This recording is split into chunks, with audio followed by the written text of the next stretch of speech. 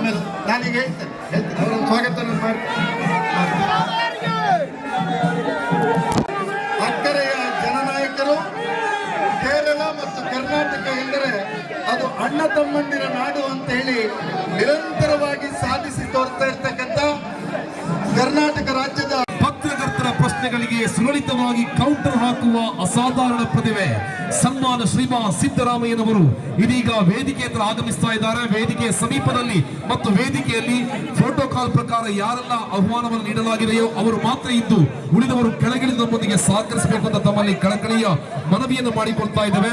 ಬಸವಣ್ಣನವರ ಕಾಯಕ ಮತ್ತು ದಾಸೋಹ ತತ್ವಗಳನ್ನು ಅಳವಡಿಸಿಕೊಂಡಿರುವ ಕರ್ನಾಟಕದ ಜನಪ್ರಿಯ ಮುಖ್ಯಮಂತ್ರಿ, ಸಂವಿಧಾನದ ಆಶಯಗಳನ್ನು ಎತ್ತಿ ಹಿಡಿಯುವಲ್ಲಿ ಎಂದಿಗೂ ರಾಜಿ ಮಾಡಿಕೊಳ್ಳದ ಅಪರೂಪದ ವ್ಯಕ್ತಿತ್ವ, ಕನ್ನಡದ ನೆಲ ಜಲ ಮತ್ತು ಭಾಷೆಯ ವಿಚಾರಕ್ಕೆ ಬಂದಾಗ ಇವರ ಹೋರಾಟದ ಕಿಚ್ಚು ಪ್ರತಿಯೊಬ್ಬ ಕನ್ನಡಿಗನಲ್ಲೂ ಎದೆಯಲ್ಲೂ ನಡುಕ ಹುಟ್ಟಿಸುತ್ತದೆ. ರಾಜಕೀಯದ ಏರಿಳಿತವನ್ನು ಸಲೀತವಾಗಿ ಮೆಟ್ಟಿ ನಿಂತು ಟೀಕೆ ಟಿಪ್ಪಣಿಗಳಿಗೆ ಬಗ್ಗದೆ ಅಭಿವೃದ್ಧಿ ಕಾರ್ಯಗಳ ಮೂಲಕ ಉತ್ತರಿಸುವಂತಹ ಕರ್ನಾಟಕದ ಏಕೈಕ ಜನಪ್ರತಿನಿಧಿ ಸನ್ಮಾನ ಶ್ರೀಮಾನ್ ಸಿದ್ದರಾಮಯ್ಯ ಜನಮಾನಸದಲ್ಲಿ ಒಬ್ಬ ಧೀಮಂತ ನಾಯಕನಾಗಿ ಅಚ್ಚಳಿಯದೆ ಉಳಿದು ಇವತ್ತು 6 ಕೋಟಿ ಕನ್ನಡಿಗರ ಮನಗೆದ್ದಿರುವ ಕರ್ನಾಟಕದ ಏಕೈಕ ಮುಖ್ಯಮಂತ್ರಿ ಶ್ರೀಮಾನ್ ಸಿದ್ದರಾಮಯ್ಯ 6 ಕೋಟಿ ಕನ್ನಡಿಗರ ಮನವನ್ನ ಗೆದ್ದು ಅನ್ನಭಾಗ್ಯ ಯೋಜನೆಯ ಮೂಲಕ ಜಗತ್ತಿನಲ್ಲಿ ಪ್ರಪ್ರಥಮ ಬಾರಿಗೆ ಅನ್ನಭಾಗ್ಯ ಯೋಜನೆಯನ್ನ ಜಾರಿಗೊಳಿಸುವುದರ ಮೂಲಕ ಅದೆಷ್ಟೋ ಕನ್ನಡಿಗರ ಹಸಿವನ್ನು ನೀಗಿಸಿದ ಕರ್ನಾಟಕದ ಜನಪ್ರಿಯ ಮುಖ್ಯಮಂತ್ರಿ ಶ್ರೀಮಾನ್ ಸಿದ್ದರಾಮಯ್ಯ. ಕೇರಳದಲ್ಲಿ ನಿರುದ್ಯೋಗದ ಸಮಸ್ಯೆ ಇದೆಯಲ್ಲ, ಬಹಳ ದೊಡ್ಡ ಪ್ರಮಾಣದಲ್ಲಿದೆ.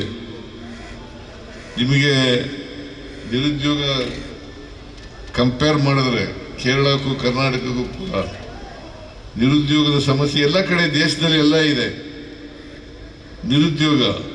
ಆದರೆ ಕರ್ನಾಟಕದಲ್ಲಿ 2.5%, ಕೇರಳದಲ್ಲಿ ಎಷ್ಟಿದೆ ಗೊತ್ತಾ ನಿಮಗೆ? 8%. 8%. ಕೇರಳದಲ್ಲಿ 8%, ಕರ್ನಾಟಕದಲ್ಲಿ 2.5%. ನಿರುದ್ಯೋಗ ಜಾಸ್ತಿ ಆಗಿದೆಯಲ್ವಾ? ಮತ್ತೆ ಪಿಣರಾಯಿ ವಿಜಯನ್ ಏನ್ ಮಾಡ್ತಾ ಇದ್ದನು? ಅದಕ್ಕೆ ಓದಂತ ಯುವತಿಯರೆಲ್ಲ ವಿದೇಶಗಳಿಗೆ ಹೊರಟೋಗ್ತಾ ಇದ್ದಾರೆ. ನಿರುದ್ಯೋಗದ ಸಮಸ್ಯೆ ದೊಡ್ಡದಾಗಿ ಬೆಳೀತಾ ಇದೆ. ಹಣದುಬ್ಬರನೂ ಕೂಡ ಜಾಸ್ತಿ ಆಗ್ತಾ ಇದೆ. ಹಣದುಬ್ಬರನೂ ಕೂಡ ಕೇರಳದಲ್ಲಿ ಜಾಸ್ತಿ ಆಗ್ತಾ ಇದೆ. 8.05 ಹಣದುಬ್ಬರ ಕೇರಳದಲ್ಲಿ 8.05. ಕರ್ನಾಟಕದಲ್ಲಿ 4% ಒಳಗಡೆ ಹಣದುಬ್ಬರ. ಇಲ್ಲಿ ಜಾಸ್ತಿ ಆಗಿದೆ, ಡಬಲ್ ಆಗಿದೆ. ಯಾಕೆ ಡಬಲ್ಗಿಂತ ಜಾಸ್ತಿ ಆಗಿದೆ? ಮತ್ತೆ ಪಿಣರಾಯಿ ವಿಜಯನ್ಗೆ ವೋಟ್ ಕೊಡ್ಬೇಕಾ? ಮತ್ತೆ ಅವ್ರ ಪಾರ್ಟಿಗೆ ವೋಟ್ ಕೊಡ್ಬೇಕಾ? LDF ಅಲ್ಲ, LDF ವೋಟ್ ಕೊಡ್ಬೇಕಾ? ಚಾಂಡಿ ಅವರಿದ್ದಾಗ ಕೇರಳ ಹೆಂಗಿತ್ತು, ಇವತ್ತು ಹೆಂಗಿದೆ? ಈ ವ್ಯತ್ಯಾಸ ನೋಡ್ಬೇಕು ನೀವು. ಉಮನ್ ಚಾಂಡಿ ಅವರಿದ್ದಾಗ ಕೇರಳ ಪರಿಸ್ಥಿತಿ ಹೆಂಗಿತ್ತು, ಆರ್ಥಿಕವಾಗಿ ಸಾಮಾಜಿಕವಾಗಿ, ಇವತ್ತು ಹೆಂಗಿದೆ ಅಂತಕ್ಕಂಥದ್ದನ್ನು ನೋಡಬೇಕು. ಅದರಿಂದ ಆರ್ಥಿಕವಾಗಿ ಬೆಳೀಲೇ ಇಲ್ಲ.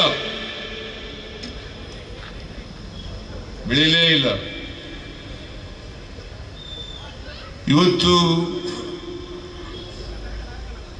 ಕೇರಳ ಸಾಲಗಾರ ರಾಜ್ಯವಾಗಿದೆ.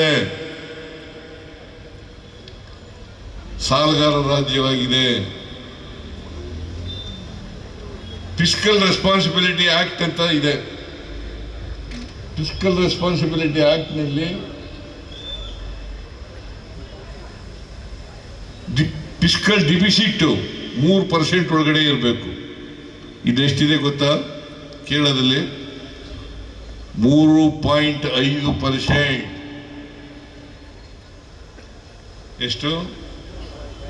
3.5%. ಆಮೇಲೆ ಸಾಲ GDPಯ ಒಟ್ಟು GDPಯ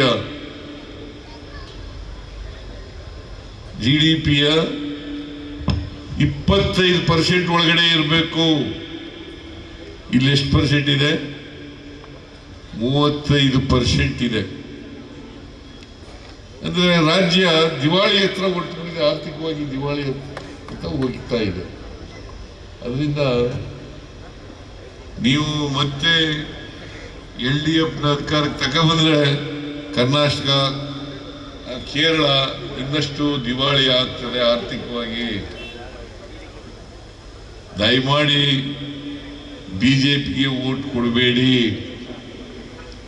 ಬಿಜೆಪಿ ಸಂವಿಧಾನ ವಿರೋಧಿ, ಬಡವರ ವಿರೋಧಿ, ಮಹಿಳೆಯರ ವಿರೋಧಿ, ಕಾರ್ಮಿಕರ ವಿರೋಧಿ ಮತ್ತೆ ರೈತರ ವಿರೋಧಿ.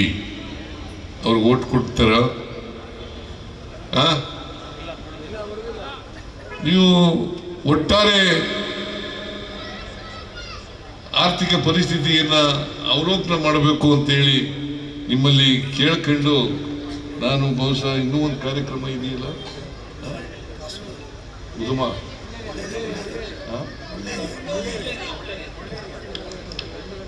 ಇನ್ನೊಂದು ಕಾರ್ಯಕ್ರಮ ಇರೋದ್ರಿಂದ ನಾನು ಹೆಚ್ಚು ಮಾತಾಡಕ್ ಹೋಗಲ್ಲ. ಬಹಳ ಯಶಸ್ವಿಯಾಗಿ ಗ್ಯಾರಂಟಿ ಯೋಜನೆಗಳನ್ನ ನಾವು ಜಾರಿ ಮಾಡಿದ್ದೇವೆ. ಇಲ್ಲೂ ಕೂಡ ಕೇರಳದಲ್ಲಿಯೂ ಕೂಡ ಇಂದಿರಾ ಗ್ಯಾರಂಟಿ ಯೋಜನೆಗಳನ್ನ ಮಾಡ್ತಾರೆ ಅಂತಕ್ಕಂಥ ವಿಶ್ವಾಸ, ನಂಬಿಕೆ ನನಗಿದೆ ಅಂತಕ್ಕಂಥ ಮಾತುಗಳನ್ನ ಈ ಸಂದರ್ಭದಲ್ಲಿ ಹೇಳಿ, ನೀವೆಲ್ಲರೂ ಕೂಡ 9ನೇ ತಾರೀಕು, ನಿಮ್ಮ ನಂಬರ್ ಎಷ್ಟು? 1 ಏಕ್ ನಂಬರ್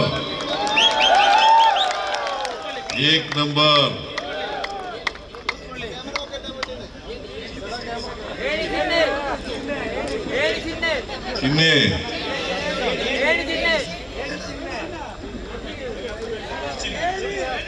ಏಣಿ ಚಿಹ್ನೆ, ಏಣಿ ಚಿಹ್ನೆ ನಿಮಗೆಲ್ಲ ಪರಿಚಯ ಆಗಿದೆ. ಆ ಏಣಿ ಚಿಹ್ನೆಗೆ ವೋಟ್ ಹಾಕಿದ್ರ ಮೂಲಕ ಅಶ್ರಫ್ ಅವರನ್ನ ಮತ್ತೆ ವಿಧಾನಸಭೆಗೆ ಕಳಿಸ್ಕೊಡ್ಬೇಕು ಅಂತೇಳಿ, UDFನ ಅಭ್ಯರ್ಥಿಯನ್ನ ಕಳಿಸ್ಕೊಡ್ಬೇಕು ಅಂತೇಳಿ ತಮ್ಮಲ್ಲಿ ಅತ್ಯಂತ ಕಳಕಳಿಯಿಂದ ಪ್ರಾರ್ಥನೆಯನ್ನು ಮಾಡಿ ನನ್ನ ಮಾತುಗಳನ್ನು ಮುಗಿಸ್ತೇನೆ.